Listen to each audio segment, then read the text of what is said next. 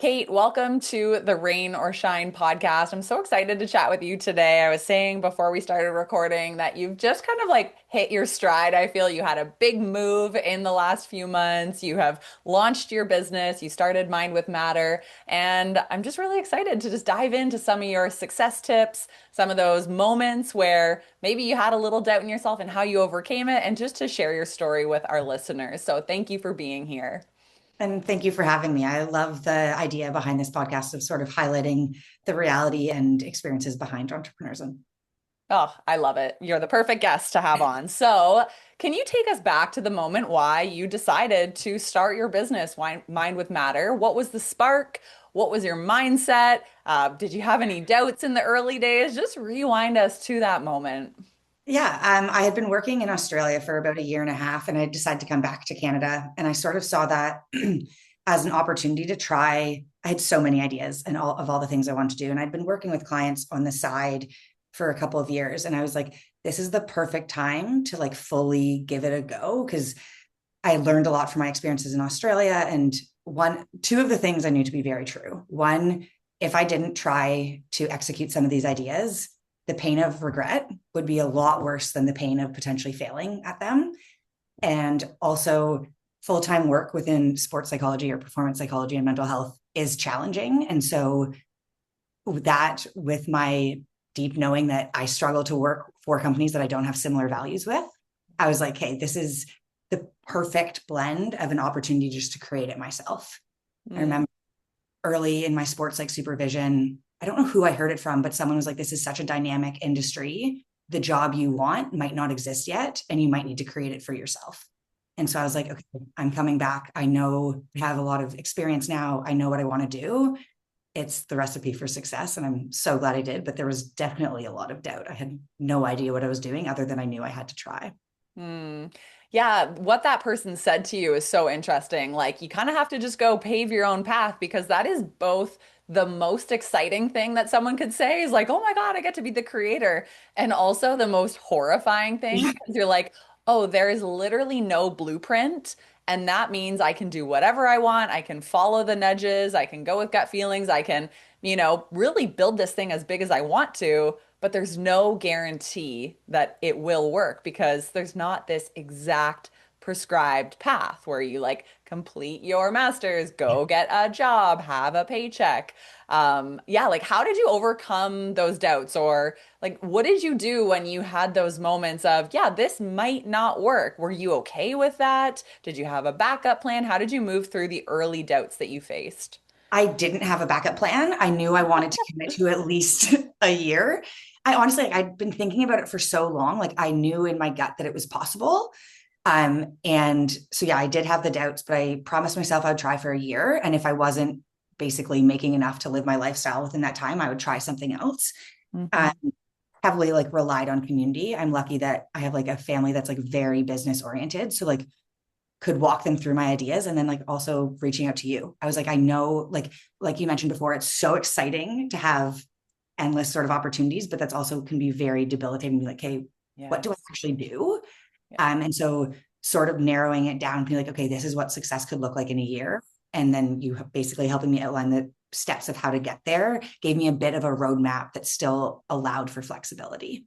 Hmm. Yeah, I remember when we had our very first conversation, you had so many ideas. You had documents created, you had all these resources that you're like, can you like look through this and see what's good here? And I just love because I think that that is the nature of so many entrepreneurs and especially visionary entrepreneurs is we have sticky notes with ideas, we have digital notes with ideas, we talk about them all the time, but it is so paralyzing to know like, how do I take all these ideas, bring them down to earth?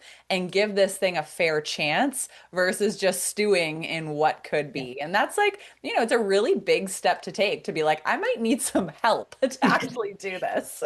Yeah, and I think that's like something like when I talk to other practitioners or other entrepreneurs, like that's the biggest thing is the community behind it. Is like Yeah. there's so many different people I rely on for different things. And without those resources and connections, I definitely would not be where I am today. Hmm. What would be an example of like you relying on community or reaching out to somebody for support when a lot of people might just be like, I have to figure this out or I just need to suffer through this myself? I think like it's like in Squamish, we have like really good, like there's different ways I do it. So one of Yeah. them is like we have like practitioner meetups here where it's just like anyone Cool. who works within the health industry. We sort of go, we have one topic that we're going to focus on for the month. Everyone can Yep. sort of share their experiences.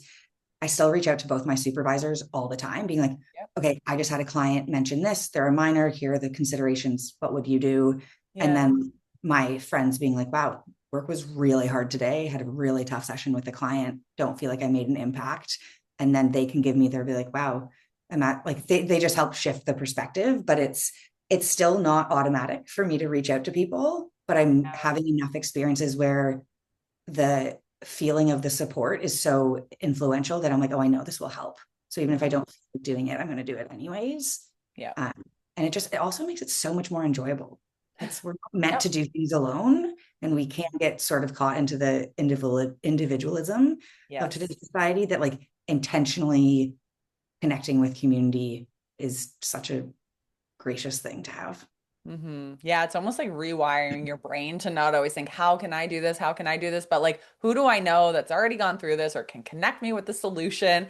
And it's so not the default, especially with my own brain. I'm always trying to muscle through things myself. But oh my gosh, when you start to think about the network that each of us have access to, whether it's friends or old colleagues or people we know on the internet, like most people are so willing to share their playbooks with you, and all it takes is getting over your own ego and asking. So it's such a good reminder. And it's like, I always think like when people reach out to me for questions on certain things, like Right. specifically usually around concussion, I'm always happy to help. I'm never like, oh, this is such a burden. So I like have to remind myself of that sometimes too, that other people probably have that same mindset of being like, yeah, I'm happy to help. Yeah, it's so funny because I was just on a client call and we were trying to problem solve this really intense marketing funnel issue. And I was like, oh my God, like I'm feeling so overwhelmed with this. And all of a sudden I was like, I literally know somebody who could answer this in 2 seconds. Why don't I just ask her? So yeah, it's definitely something that I think as entrepreneurs we're always coming up against. Yes. Yeah, do I need to solve this or can I just ask a trusted friend?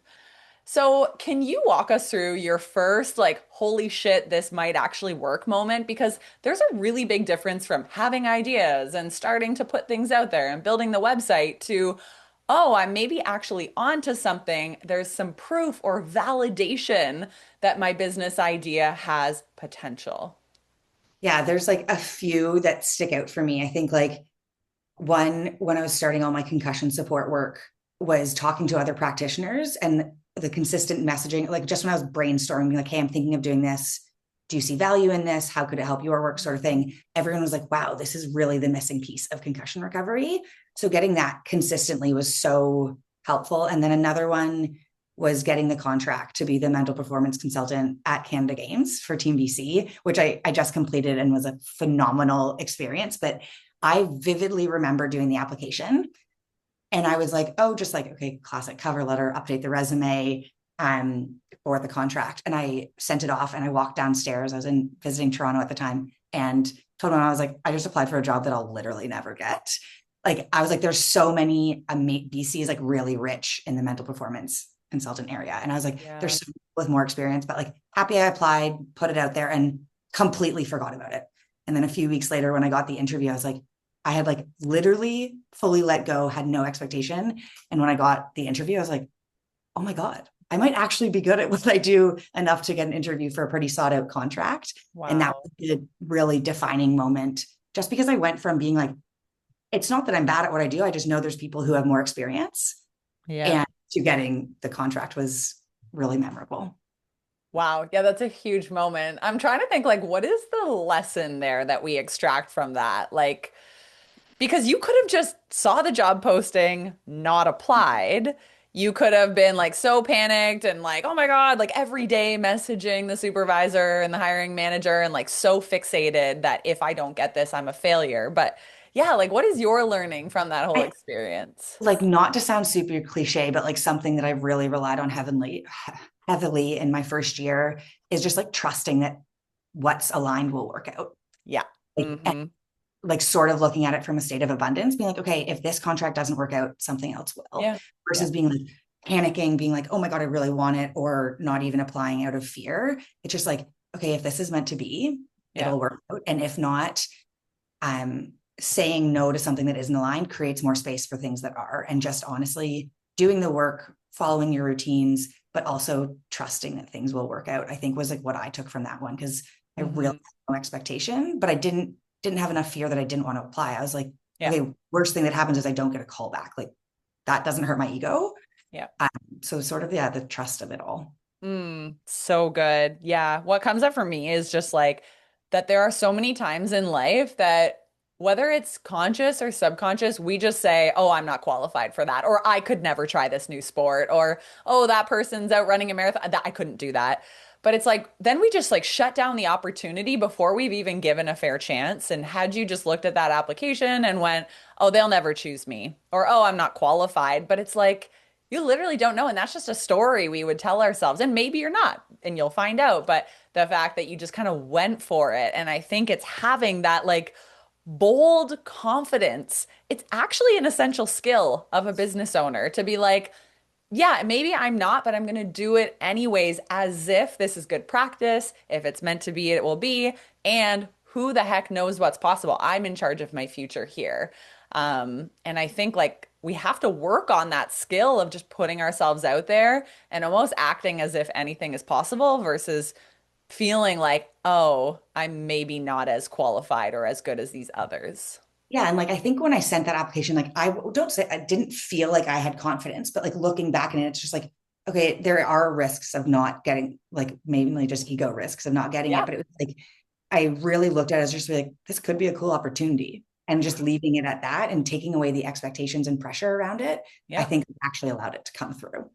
So, so cool. Now, obviously, that's like a career high for you. I'm curious because, as we know, not every day running a business is filled with wins and excitement and people patting you on the back and pushing you up the hill. Sometimes there's shit days, and that comes at every level. And I'm a big believer that if we just pretend rainy days don't exist, then when they come, we're disappointed. We're like, "Oh shoot, it's raining." Where it's like we know that the seasons of our year bring rain. And that means that there will also be sunshine. And we don't have to be disappointed or feel like it's a shock that it's a rainy day. But I'm curious, have you felt those days or had one of those days in running your business where you just felt like this isn't going that well? And then what tools did you use or do you use on an ongoing basis to move through those challenging days?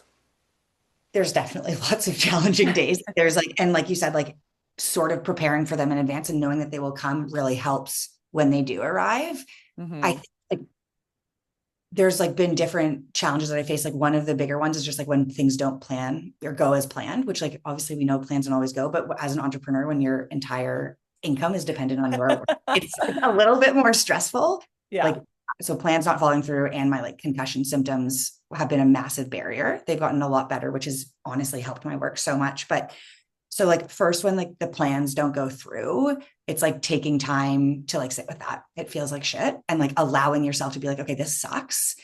But then usually I like what I try and do is like reconnect. Like we all know that knowing your values are important. They're what motivate us on a long-term basis. Like could talk about that forever. But what I've learned from these challenging days is like there's a very big difference between knowing your value and connecting with your values. Mm. Like why I started this was because I have a deep desire to like have a positive impact on people, obviously specifically within the mental health and performance realm, but that lights a fire in me like nothing else. And so on those days when I feel like shit is hitting the fan, I like look at screenshots from clients or parents of clients or coaches of the behavior change that they've seen, or I like look through my chart notes of clients to see their progress to like really so I can like remind myself of the Mm. impact that I am making. Um, and then again, like I really rely on community. So like whether it's professional or personal, relying on them for a perspective shift is like a mandatory. Like that's it makes it so much more enjoyable. And it's like I've said before, like we are wired to connect with people. That's like how our brains work. And Hmm. so intentionally doing that has been really helpful. And then like on the days where it's like you're really in the thick of it, I chunk it down. I'm like, okay, what do I need to do to be good enough today? Like not even successful. Just like Yes. what do I need to do to be good enough today to be able to close the laptop and be like, I tried my best. And I Yeah. like write out those specific tasks and I just focus on those and make space for myself at the end of the night to process sort of what's going on a deeper level. Mm. Oh, for so many years, I just wouldn't allow myself to be good enough. And I thought that every day had to be that sunny day and I had to be uber productive and achieve the highest of high levels every single day in my business and in my life. And only recently I've realized, and I love how you word this, like chunk it down. What is good enough? And you even said it. It's like not even like successful. Like I'm not trying to push any boundaries. I'm literally just like, I just want to show up, build that muscle today. Maybe just do one or two small things to keep the business flowing and that momentum and that channel open. But like releasing the expectation that like things have to move way forward every single day. Because I just don't think that's reality. Like imagine just trying to sprint through your entire life. Like eventually you're going to need rest, you're going to need sleep, you're going to need to take a rest day and recovery day. But like sometimes in business we sit down and we're like, "All right, let's conquer Or the like that world doesn't apply to today." me here. So yeah, I remember Yeah, a therapist once said to me, like, every car needs coolant. And like, I'm a very energetic person. I'm really good at go, go, go. The whole rest. same. Yeah. Yeah. You're very similar. And the Yeah. rest is like how I rest looks very different for other people. Totally.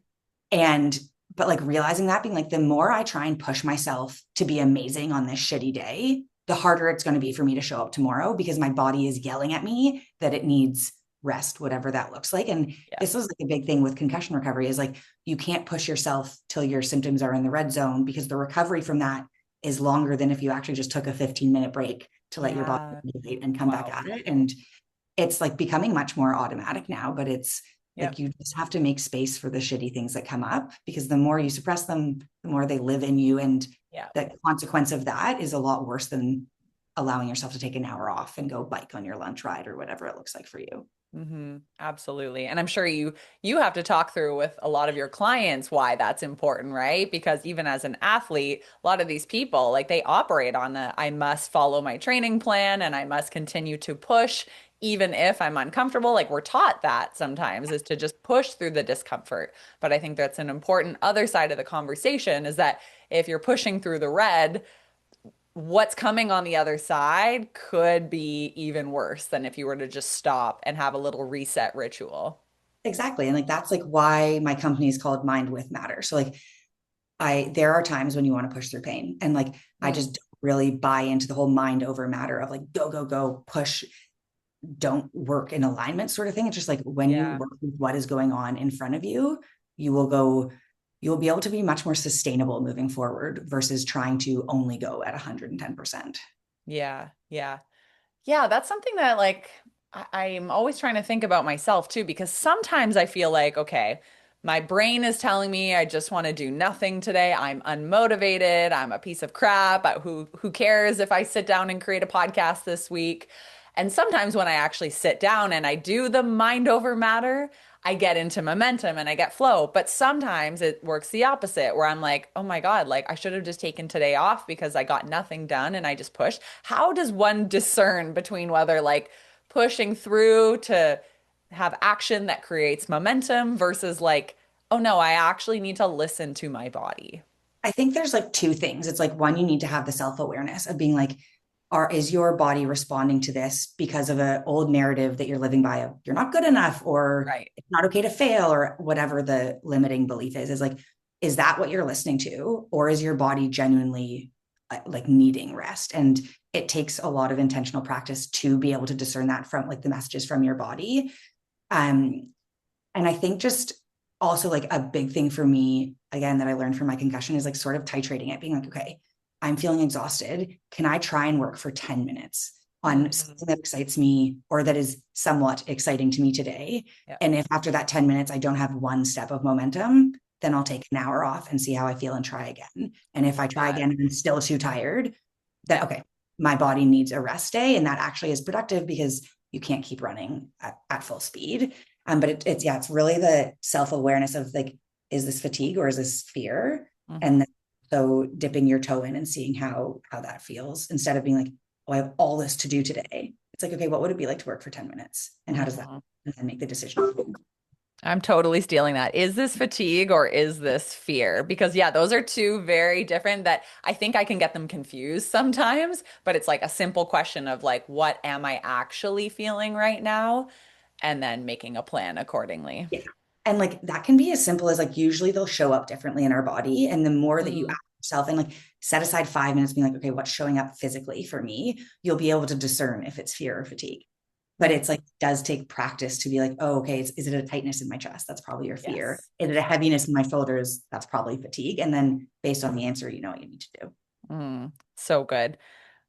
You mentioned earlier that one of the ways that you kind of keep yourself going on the crappy days is you root down into your community. This is a big topic, and you recently did a big move. You moved out to the west coast of Canada. I'm assuming like you kind of had to rebuild community a little bit. For some people, when they move somewhere, that is one of the most overwhelming things of like, how am I going to meet people? How am I going to rebuild that community? Like, woe is me. I'm an adult. It's hard to make friends.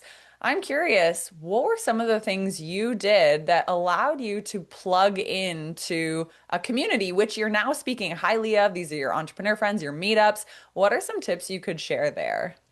Yeah, well, I think I had lived on in the West Coast for like 10 years, but I went to Australia for a little bit. And so when I came back, I was like, I know what works for me and what doesn't. And so that's why I chose to go to Yeah, Squamish because I knew I couldn't be in the city. Like that, right. it just wasn't aligned for me. And I had two friends in Squamish when I came here. And it was sort of like the similar mindset I had to starting my company. I was like, I'm going to give this all I have for a year. And if Cool. it doesn't work, I'll know that I tried. And like I've lived in so many different places. Moving is not scary to me at all. Like it might be for some people, but Yeah.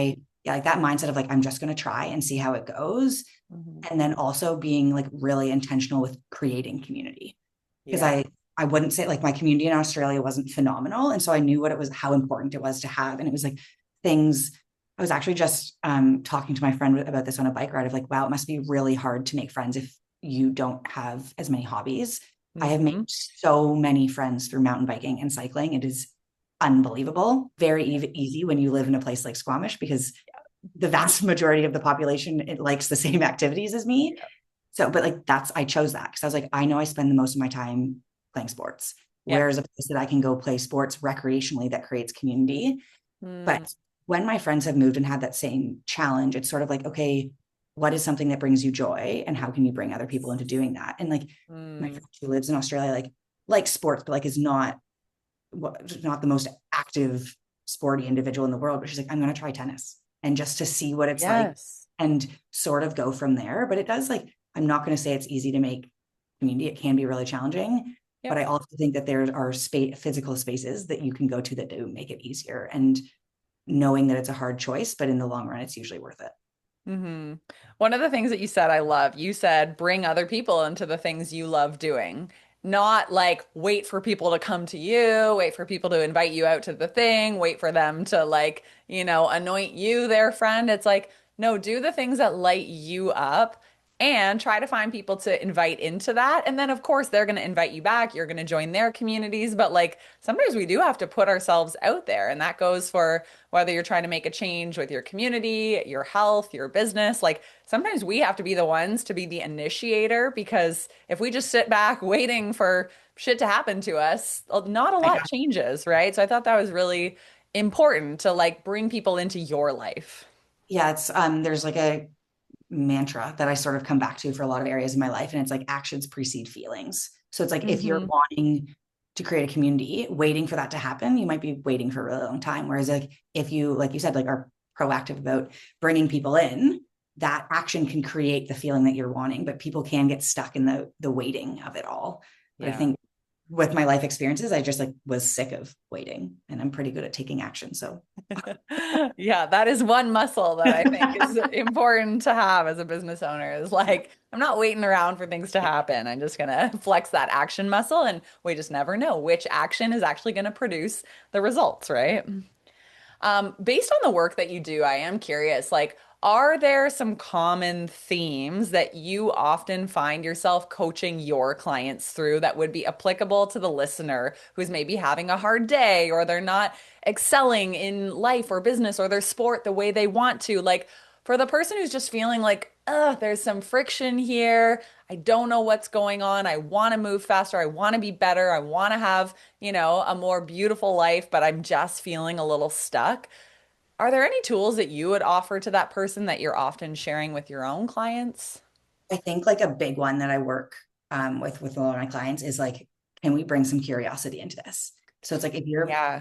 which is can be challenging, but it's like, okay, if this isn't working, like what's another way you could look at it? Or what's one thing that you could do that might help clear your mind? And it's just like instead of fixating on a plan and all the steps and every day I'm going to do this, it's like that can be really rigid. And so Mm, to bring more creativity and joy into it, what can you be curious about and what actions align with that curiosity? And it's a lot of times people have the expectation of like simple things like if I'm helping a client learn how to regulate, it's like, okay, they have this expectation that doing 1 minute of breath work is going to be wildly effective and change everything. And it's like, okay, can we be curious about what this might be like instead of putting pressure of it having to fix everything? yeah. If that may, I don't know if I described that well, but it's Yeah. be curious instead of all these expectations. Hmm. And also, like, this is going to sound so cliche, but it's like follow what brings you joy. It's Yeah. like life is so short. Um, we don't always know the effect of something. So like if you do something because you're curious or because you think it might be fun, you have no idea the positive impact that might have on you or other people around you. And then again, just trusting that it might work out or something might not come from it. But knowing that you tried will often be more motivating than feeling stuck. Hmm. Hmm. That is something that I often talk with about my clients too, is like anytime they're in a launch and they're feeling underwhelmed or stuck, or they're just having one of those like blah seasons of business, I'm like, what inspires you? What brings you joy? And are you doing that right now? Because sometimes when we're not having professional wins or athletic win or whatever, if we're not having wins in one area, go win in another area. Like go crochet something and maybe that brings you joy. Go have a date night, go mountain biking. Like we can't always just be winning, winning, winning in one area of life and expecting that that's just never going to stop. But sometimes when you ask yourself that question of what brings me joy, what is kind of going on? Can I find a win in another area? You can literally get unstuck in the other area. Yeah. And like another thing that came up as you were saying that is like, yeah, like why did you decide to try this in the first place? So like this is like what I was saying, like if I'm having shitty days at work, it's like, okay, what is my why? And it's having a positive impact. Okay, what are the actions or what are the reminders I can do that actually connect me with that feeling that I'm searching for? And there's Yeah. like a lot of neuroscience of what that does. But when you actually pay attention to how you already have a little bit of what you've been looking for, it Yeah. enables you to open up to get more of it. So there's like lots of different ways, but curiosity, joy, and connecting with your values, I would say, are pretty big themes. Hmm. Something that like I see it in having a 1.5-year-old. He's like the most curious, and everything is like an adventure of curiosity. And then you realize that somehow into adulthood, I think we just stop asking the questions and stop questioning, like, well, why do I hang out? Why do I feel bad when I hang out with these people? Why am I, like not energetic these days? And like we just accept that things just are. And it's like, well, no, no, like that skill of curiosity of always looking for the answers within ourselves and by interacting with the world around us. Like if we lose that, that's when life is over, right? Or like life just becomes so stagnant. And like Yeah. you don't even have to be curious about work. It's like, what is a topic that interests you? Can you read about that for 10 minutes and see the impact that that has on your mind and your body? Yeah. Yeah. Yeah. So, so important. So many good tips here. I'm curious if people want to connect with you, if they want to learn more about your work, what you do, what you're up to, where are the best places for them to connect with you, Cait? On my website, so mindwithmatter.ca, I don't have any socials for my work at this Isn't that point. nice? It's not an aligned marketing strategy for me, so I've stayed away from that. But yeah, so LinkedIn or my website would be the best places. Amazing. Yeah, we'll link those in the show notes. And you're such a joy to chat with. And we, of course, wish you all the success as you continue to grow Mind with Matter. And thank you so much for sharing all your wisdom on the Rain or Shine podcast today. And thank you for everything that you've created. Oh, you're so welcome.